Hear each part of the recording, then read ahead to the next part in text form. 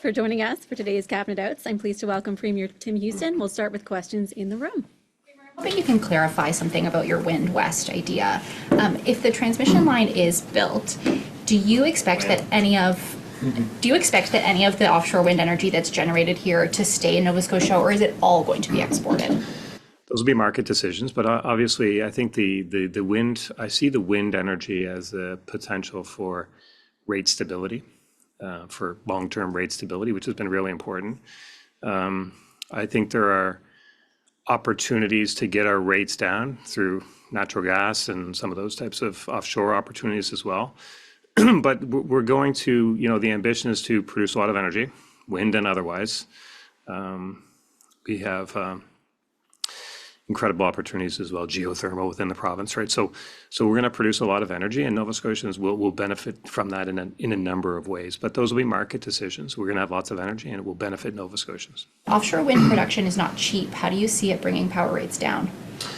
Because when it's produced, these are 15-year power purchase agreements, 20 years. I mean that will provide long-term rate stability, and I think in this province, with the makeup of our grid right now, we've seen a lot of rate fluctuation, with the fuel adjustment mechanism and stuff. So the wind will produce stability. It tends to be more expensive right now. It could come down over time, but as I say, I think we can adjust the mix and offer some hope to Nova Scotians that in the medium to long term rates can stabilize and ultimately come down. Stable isn't the same as cheaper. It sounds like you're promoting this as a stability thing rather than savings. I'm promoting this as an absolutely remarkable economic opportunity for our province. Power rates are one aspect of it, but the economic activity that this will generate for our province, tens of billions of dollars to build the transmission, tens of billions of dollars to build the generation. That is all economic activity. That is thousands of jobs across every type of profession that you can think of, from engineering to catering to every possible trade. Thousands of jobs, jobs at our ports, jobs in our construction. So this is like the economic opportunity for our province is completely breathtaking, generationally changing, and I'm excited about that. So power rates and where the power goes is one part of it, but there's a much bigger opportunity here, and Nova Scotians can see that. Did you arrive at the 4% royalty? At the what? 4% royalty on production. These are discussions, but I mean the message that should be read into the fact that there is a royalty there, and the quantum of it is that we want to make sure that these projects benefit Nova Scotians. So that royalty, that will help build schools, will help build hospitals, will help pay for doctors, it will help fund social programs and support Nova Scotians in a number of ways. Ultimately, there'll be a negotiation when it's all said and done, because at the end of the day, the cost of the power is a significant thing. So everything that has an impact on that, it will be part of the discussion. But there's a really big picture here.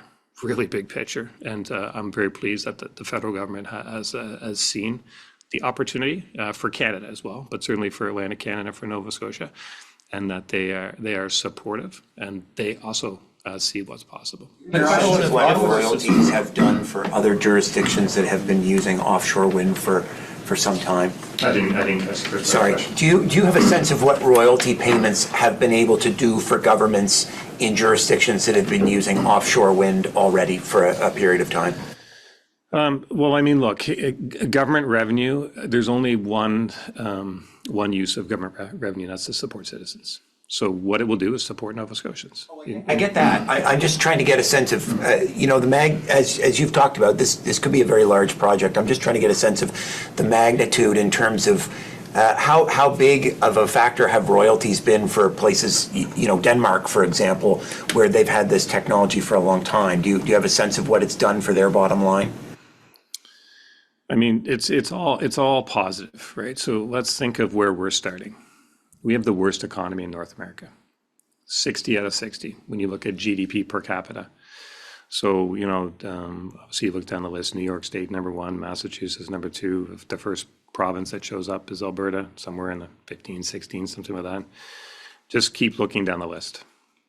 Mississippi, Alabama, keep looking down the list. West Virginia, Keep looking down the list. At the very bottom, Nova Scotia. The worst economy as measured by GDP per capita in North America. So this will produce an incredible amount of economic activity. It will improve our GDP significantly. And when that happens, the government has more opportunities to support Nova Scotians in the ways that it wants to. I always say we do what we can.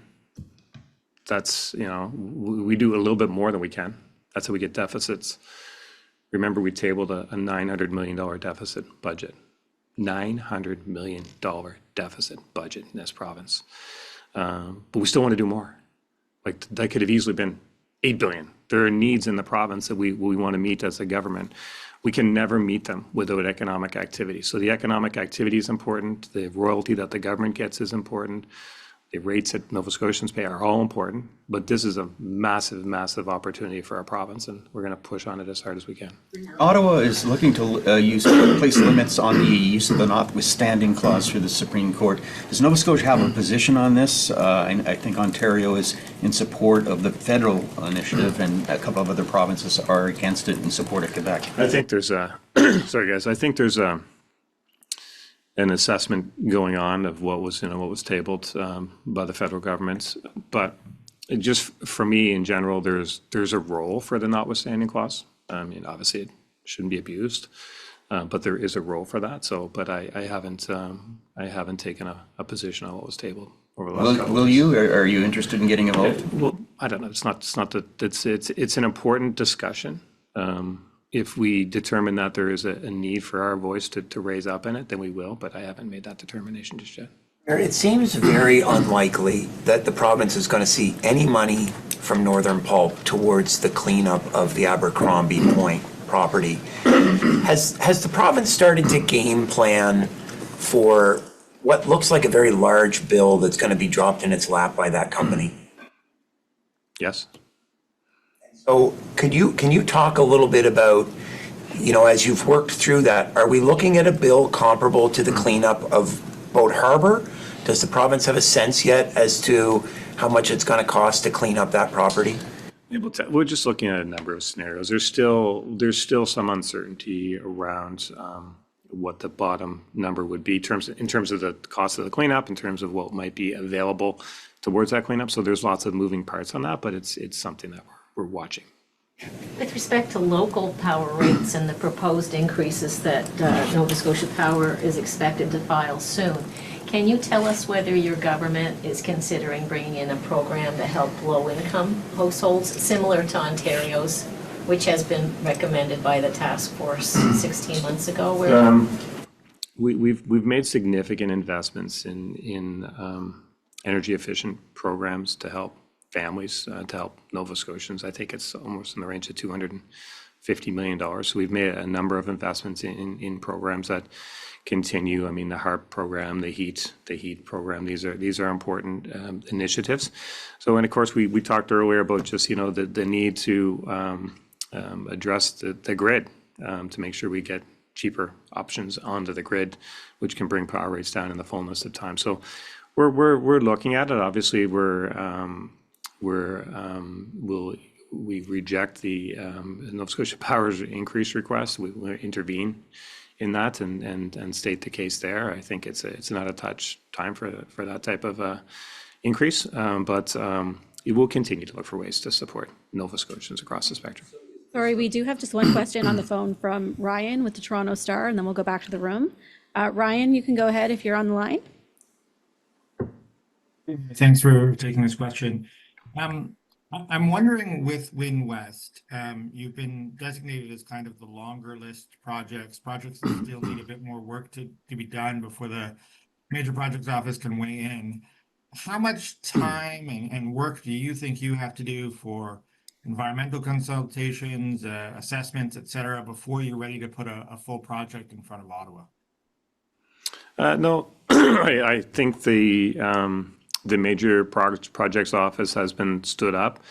The federal government has indicated that projects office will work closely and urgently with Nova Scotia on advancing the project. Of course, there are environmental reviews that have to happen and other processes that will be followed. But the Prime Minister's announcement was an indication that that office will immediately start to get to work on a project like Wind West.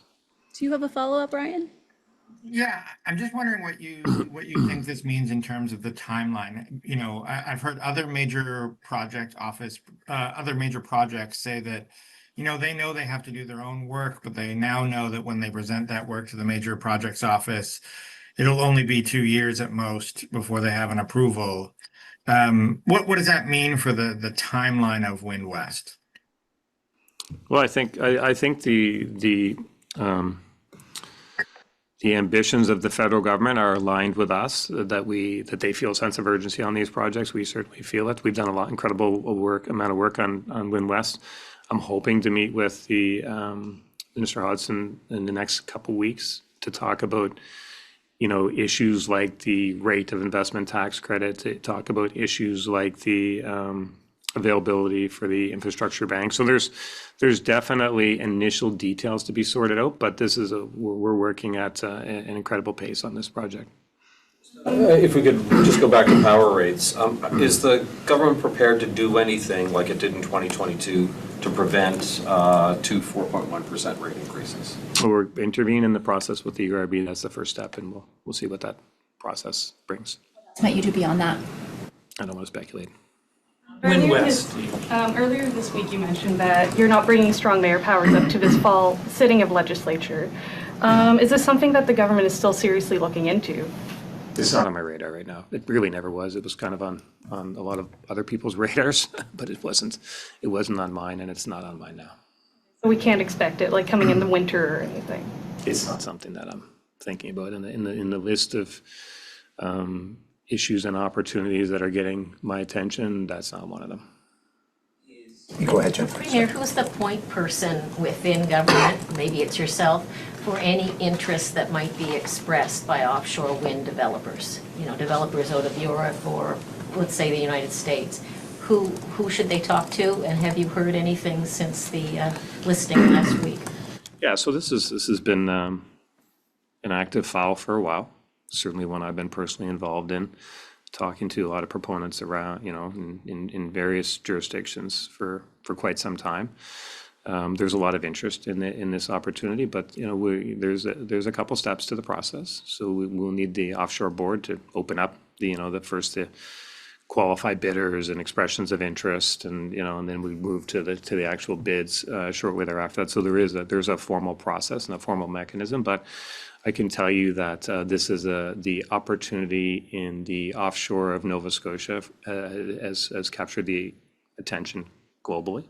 It's a big opportunity. It's the best wind speeds in the world. It blows a lot. The capacity factor is very high, you know, 55, 60%. The water depths are good. The bottom appears to be good structurally. So it's a very attractive project for a lot of people. And there's significant interest in the transmission element. There's significant interest in the generation. There's significant interest in the offtake, so that would be the buyers who buy it. But you know, there's a process that we have to follow, and we'll follow that. What is your response to the allegations of sexual assault at Waterville, and will your government look to initiate any form of review as it pertains to safety of those? Yeah, so this is you know, kind of a really devastating situation. I certainly applaud the survivors for their courage to come forward. I know this has been taking place over a number of years, and I can't even imagine the impact on them and their families. So they have incredible courage to come forward, and I applaud them for that. It's before the courts, and we're obviously supportive, and we'll do what we can to support that process and the survivors as well. Is there anything that your government, are you waiting for the court process before deciding on action, I guess is my question? Yeah, I think it's, you know, there's you know, as soon as we were aware, obviously we worked with the RCMP, and the investigations are ongoing, and we'll do whatever we can to support in that process in whatever way is necessary. But that's the process. We're coming out of a devastating wildfire season, both regionally and of course nationally.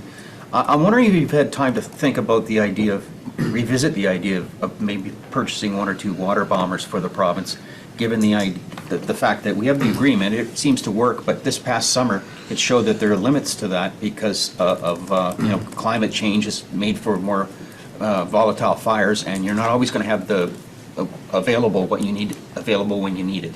So do you have any thoughts on? Yeah, so I mean, devastating season for sure.